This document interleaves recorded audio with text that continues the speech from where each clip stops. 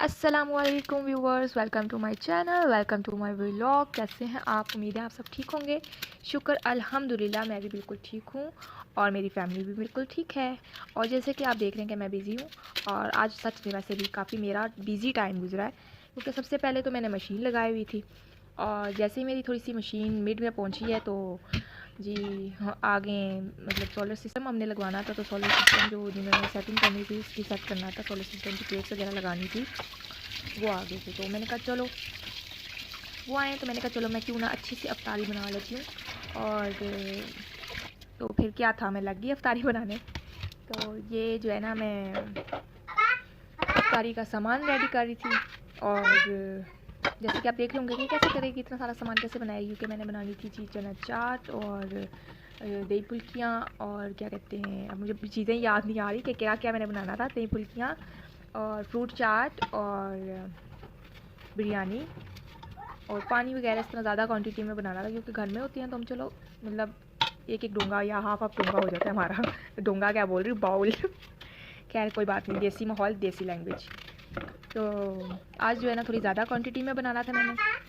और अब जो है ना मैं कटिंग वगैरह कर रही हूँ। ये जो है ना मैं कचूमर बना रही हूँ उसके लिए, चना चाट के लिए, क्योंकि मुझे बिल्कुल चना चाट में ना बिल्कुल कचूमर टाइप वो चाहिए होता है। प्याज और टमाटर बिल्कुल, मैं कहती हूँ बिल्कुल बारीक कटाओ। तो ये जो है ना चॉपिंग बोर्ड जो भी मेरा, ये इतना ज़बरदस्त है कि मैं आपको बता नहीं सकती। तो अब मैं ना इसी में मतलब अपना चॉप कर लेती हूँ, कुछ भी मैंने करना हो, चाहे वो बिरयानी के लिए रायता क्यों ना हो, और या तो फिर जिसमें मुझे बिल्कुल बारीक चॉपिंग चाहिए तो वो मैं ना इसी में मतलब कर लेती हूँ ईज़िली। तो व्यूवर्स, मैं जो है ना मतलब इतनी सारी चीज़ें पहले बनाती थी अच्छे से दिल से ये वो, और अभी भी अच्छे से दिल से बनाती हूँ, मगर ना पहले मतलब सो था, मतलब एक टेंशन होती है ना कि आपने इतनी चीज़ें बनानी है, कैसे करूँगी, क्या होगा। हालांकि बंदा कर ही लेता है, मगर टेंशन थोड़ी सी रहती है माइंड में कि भाई कैसे मैनेज करूँ। तो क्या था, मतलब मैं आपको स्टोरी सुनाने लगी अपनी जेठानी की।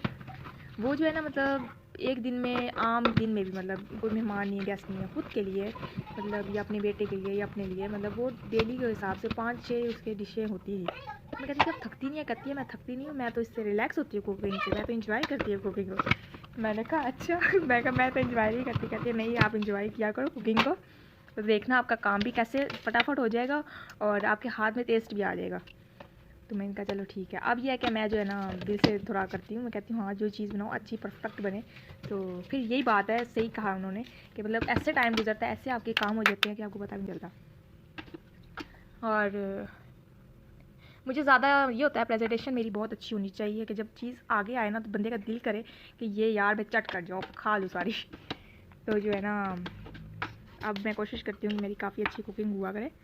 और खैर नेट से अभी इतनी अच्छी भी नहीं हूँ, इतने वो भी नहीं है कि मतलब होता है ना किसी को बहुत शौक होता है वो नेट से देख देख के बना रहा होता है। अब यह कि जो जिस तरीके से मुझे आता है मैं वो कहती हूँ वही बेस्ट हो जाए, बड़ी बात है। तो अब इंशाल्लाह आगे ट्राई करूँगी। अब ऐसे ना कुछ 1-2 महीने हुए हैं मुझे, काफ़ी मतलब एक तरह से जिन पड़ा हुआ है कि भाई मैंने जो है ना अब कुकिंग का वो करना है। जैसे कि कभी पिज़्ज़ा बना लिया, कभी क्या कहते हैं से वो बना लिया, केक बना लिया। खैर पिज़्ज़े की बड़ी लंबी स्टोरी है, अगर आपको सुनाओगी तो आप हंस हंस के पागल हो जाएंगे। मैं भी मेरा ना मतलब फर्स्ट टाइम मैंने पिज़्ज़ा ट्राई किया, सब कुछ मैं लेके आई पिज़्ज़े के लिए। इतनी मतलब पता है चीज़ कितनी महंगी मिलती है, तो चीज़ भी मैं लेके आई, पिज़्ज़ा सॉस लेके आई, उसके अंदर जो गार्निशिंग वगैरह होती है वो सारा कुछ मैंने ऐड किया। बस मसला कहाँ रह गया व्यूवर्स, आप समझ गए होंगे। मसला रह गया जी पिज़्ज़े की डो में, और वो भी मेरी अपनी गलती थी। मैं बस जो भी काम करती हूँ मैं कहती हूँ बस अभी हो जाए, फटाफट हो जाए, मुझसे वेट नहीं होता। तो वो मैंने मतलब पिज़्ज़े की डो बनानी होती है, उसमें खमीरा थोड़ा सा ऐड करना होता है, और उसको जो है ना मतलब आधे दिन या चलो ज़्यादा से ज़्यादा कर लो तो 2 घंटे के लिए छोड़ना ही छोड़ना होता है, ताकि वो ज़रा अपना टाइम ले ले उसकी जो डो है और वो फिर फूल जाए।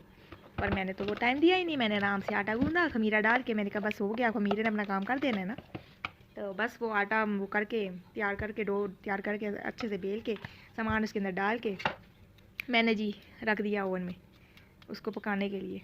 अब उसका अमूमन टाइम ज़्यादा कर लेना तो 20 मिनट तक होता है, बहुत ज़्यादा करें तो 20 मिनट बाद मैंने निकाला। तो उस टाइम ऊपर जो उसकी मतलब थी ना पिज़्ज़े की जो ऊपर प्रेजेंटेशन थी वो बहुत ज़बरदस्त थी, उन चीज़ की वजह से और वेजिटेबल्स की वजह से वो ऊपर से बड़ी अच्छी लुक आ रही थी। मगर जब उसको तोड़ के खाते थे ना तो ऐसा लगता था आटा कच्चा। आटा तो खैर नज़र ही आ रहा था साइडों से ना कि आटा कच्चा है। तो मैं कहा चलो इसको और पका लेते हैं। फिर मैंने ओवन में रख दिया, 10 मिनट उसका फिर बनाया। फिर ऐसा ऐसा ऐसा ऐसा क्या हुआ कि जैसे वो जो आपकी फ्रेश आपकी वो गार्निशिंग नज़र आ रही थी सब्ज़ी की, ये सब कुछ था, वो ऐसा होने लगे जैसे सालन उसको पक गया। वो उसको इतना मैंने पका दिया, आटा अपना वहीं का वहीं, पिज़्ज़े की डो वहीं की वहीं, वो रेडी नहीं हुई। तो फिर क्या था यार, वो पहले और आखिरी दफ़ा मेरा पिज़्ज़ा था। जब वो मेरे से कोई चीज़ ख़राब बन जाए ना, वो दिल मेरा ऐसा टूटता है, मैं कहती अब नहीं बनाऊँगी, कुछ भी कर लो। खैर हालांकि मुझे अपनी गलती पता थी कि मेरी गलती कहाँ है, तो दोबारा मैं ट्राई करती अगर तो ज़बरदस्त बनता, तो इंशाल्लाह ट्राई करूँगी। और आपके साथ ज़रूर शेयर करूँगी कि इस बार मेरे से अच्छा बनता है कि नहीं बनता। तो ये जी मैं चना चाट देखिए कितनी प्यारी तैयार कर ली, और अब मैं जो है ना बनाने लगी हूँ स्वीट दही। तो अभी हम बनाने लगे थे व्यूअर स्वीट योगर्ट फुल्कियाँ। तो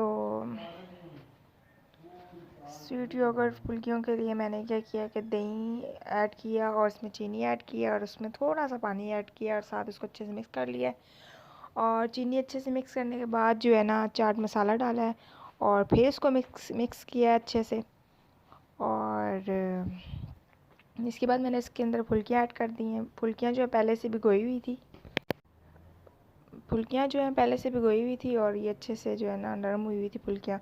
और इसके बाद चाट मसाले से इसकी प्रेजेंटेशन कर ली है।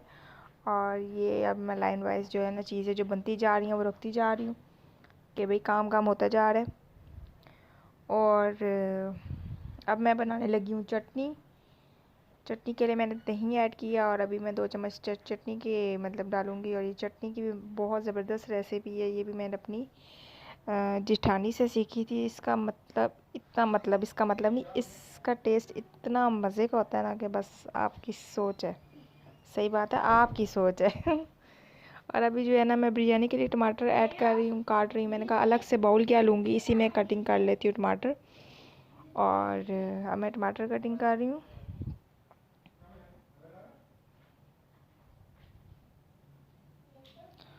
तो व्यूवर्स कुछ भी आप सीखते हैं, किसी से भी सीखते हैं, इसमें कोई बुराई नहीं है। बस ये कि जो आपको अच्छा लगता है वो आप करें, जो आपको ठीक लगता है वो आप करें। और व्यूवर्स फिर उसके बाद हम लोग जो है ना ऊपर का व्यू लेने चले गए थे। मैंने कहा ज़रा देख के आऊँ सोलर सिस्टम कैसे लग रहा है, क्या कर रहे हैं लोग, प्लेट्स वगैरह कहाँ लगाई हैं। तो ये सही मतलब जगह लगाई है, सही डायरेक्ट धूप लगेगी और सही बिजली इसकी क्या कहते हैं ये सेव करेगा सोलर सिस्टम। और अभी इसका काफ़ी तकरीबन काम रहता है, हो रहा है काम। और आप व्यू देख सकते हैं, बाहर हवा कितनी तेज़ है और सही मज़े की धूप भी हल्की सी निकली हुई थी और साथ जो है ना हवा, बहुत मज़े का मौसम हो रहा है। और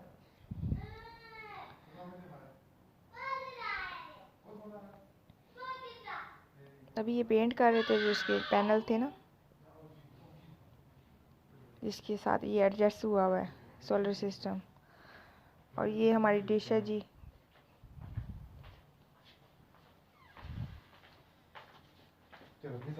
और